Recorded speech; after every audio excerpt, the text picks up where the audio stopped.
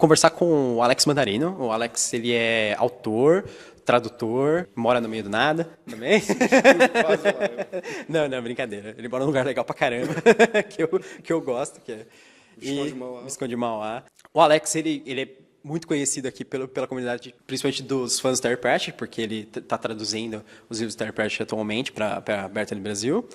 E pela AVEC ele está lançando os livros do Guerras do Tarô. E o primeiro livro foi lançado, foi no ano retrasado? 2016. 2016. Então, em 2016, O Caminho do Louco, já tem a resenha aí, eu vou estar aí no alto da página para você ver agora, que é um livro de fantasia urbana, na verdade. E vamos começar conversando sobre isso, sobre sua escrita e tal. Uhum. Você publicou uns contos, várias coisas antes, e aí depois você fez o romance do Caminho do Louco, né? Do Caminho do Louco, é. Tá, e como é que foi? Como é que você falou assim, puta, vou escrever fantasia urbana, assim, vou... Então, eu acho que, na verdade, eu tive a ideia do Caminho do Louco antes de perceber muito bem que seria um livro de fantasia urbana. Eu até então tinha escrito contos de FC, cyberpunk e tal, alguns contos de mistério, um da coletânea Sherlock Holmes, da Draco. Tive essa ideia para o tarô, na verdade, na minha cabeça, é uma estrutura de thriller, né? Eu pensei nele em termos de thriller, mas como ele tem vários elementos sobrenaturais e fantásticos e tal, sim, é um livro de fantasia urbana. Sim. O meu contato com a fantasia urbana, ele até então tinha se dado mais pelo viés dos quadrinhos mesmo. Sim. Que eu lia muita coisa da Vertigo, né? Warren Ellis, Grant Morrison. Então, depois que a gente conversou sobre o negócio do Grant Morrison, eu comecei a fazer a associação do que você escreve com essas coisas também. Com essas coisas também. Eu falei, caramba, tem um estilo assim de narrativa que parece muito visual. Eu acho que ele adaptaria para um bom quadrinho, eu acho. Sim. Quando eu vou escrever, as ideias vêm na minha cabeça de forma muito visual. Eu vejo a cena, às vezes como um quadrinho, às vezes como se fosse um curta, um filme em movimento. Vem muito visualmente, primeiro. Tanto que a minha maior dificuldade é depois em transpor o que eu imaginei visualmente em palavras. E de uma forma que fique mais ou menos cinético mesmo, como se fosse uma coisa ágil. Muita coisa de game também acaba influenciando. GTA, por exemplo, tem cenas do arcano do carro no livro do Caminho do Louco que eu quis passar para o leitor a sensação de estar jogando um game de corrida. Por isso que nesses capítulos eu uso a segunda pessoa. Tipo, você dirige, você acelera e tal. Eu achei que isso passa uma impressão de que ele está atrás da tela do livro, né? A mudança da narrativa é uma coisa que eu acho bem legal no livro, que assim, é meio transgressora, sei lá, né? Mas sem querer se puxar saco, lógico, mas não, pode ser. Pode ser? Você não deixa? Você deixa? Obrigado. Não, o seu livro, em questão de fantasia urbana, assim, de autor brasileiro, acho que foi o mais legal que eu já li. Obrigado mesmo. E justamente pelas coisas malucas que você põe. Tem muita coisa esquisita.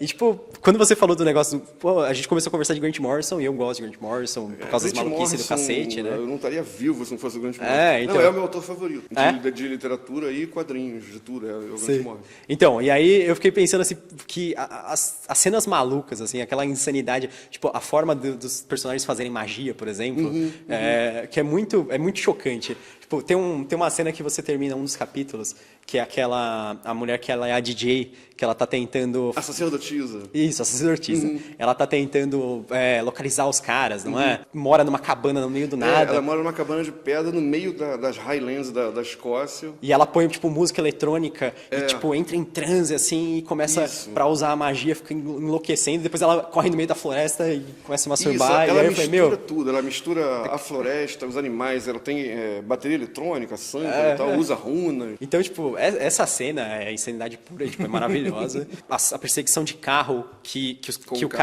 o carro consegue desafiar as coisas físicas, assim, tipo, de forma objetiva. Tipo, não é possível que o cara fez essa curva ou uma coisa assim. Sim. Essas são as partes que eu acho bem legais do livro, o ápice narrativo, assim. O parkour é legal, mas essas cenas eu gosto, são as que eu acho mais legais, assim. Justamente, tipo, por causa dessa magia, e eu acho legal esse contexto da magia urbana, dos personagens usando dentro de uma coisa moderna e transgressora, né? Os caras tentando, a luta contra o conformismo, uma coisa meio...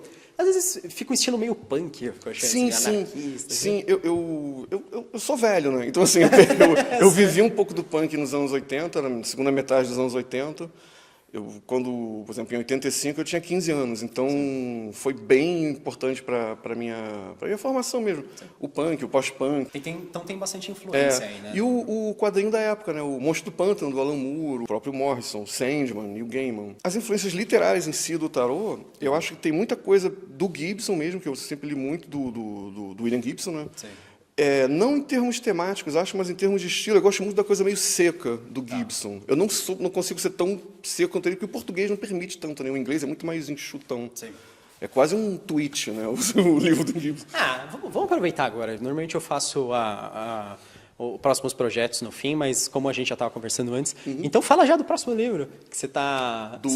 Caminho do Guerra de Tarô? Isso, então, o segundo livro é O Laço do Enforcado, que eu estou escrevendo agora, sai pela VEC também.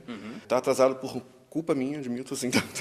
Eu descobri uns furos no roteiro que me fizeram reescrever parte do livro. Esse é o segundo, né, da trilogia. Sim.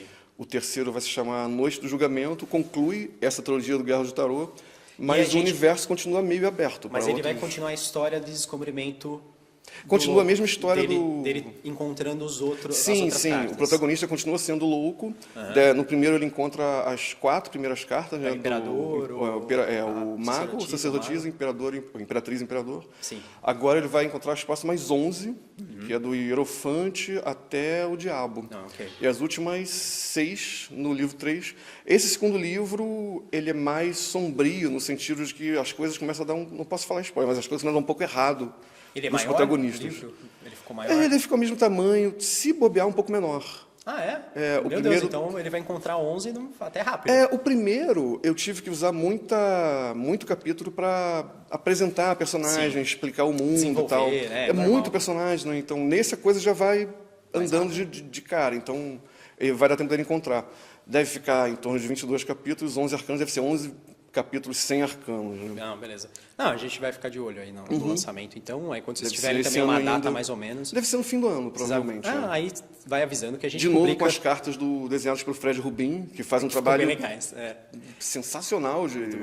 Eu adoro o Cão Negro, o Le Chevalier, os quadrinhos dele. Acho o Fred realmente um dos quadrinistas mais legais do Brasil. E é legal que tem aquele negócio no fim do livro que vai revelando as cartas, né? Aquilo foi uma ideia do Arthur, né? O Vec, o editor, que é uma ideia muito boa. Então no próximo vai ter já as últimas 4, mais as 11. Isso, né? Dá uma impressão de coleção, né? Isso é bem legal. É uma ideia muito boa do Arthur. Vamos falar um pouco de tradução, então, agora que a gente falou da sua escrita. Você está traduzindo atualmente?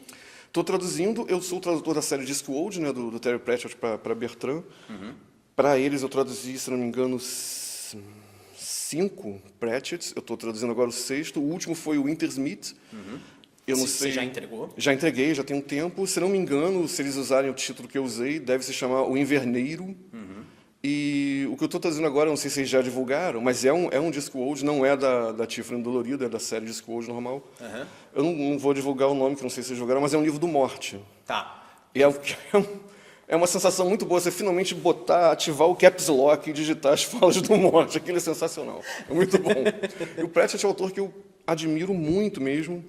É engraçado que eu tomei contato com o Pratchett nos anos 90 ainda através de games de adventure. Os games do Discworld da LucasArts. O Point and Click? O Point and Click. Caramba, eu joguei isso. O Discworld 2 foi o primeiro. Eu falei, cara, isso é bom. De onde veio isso? Aí descobri que era de um autor literário. Eu falei, Terry Pratchett, vou procurar esse cara.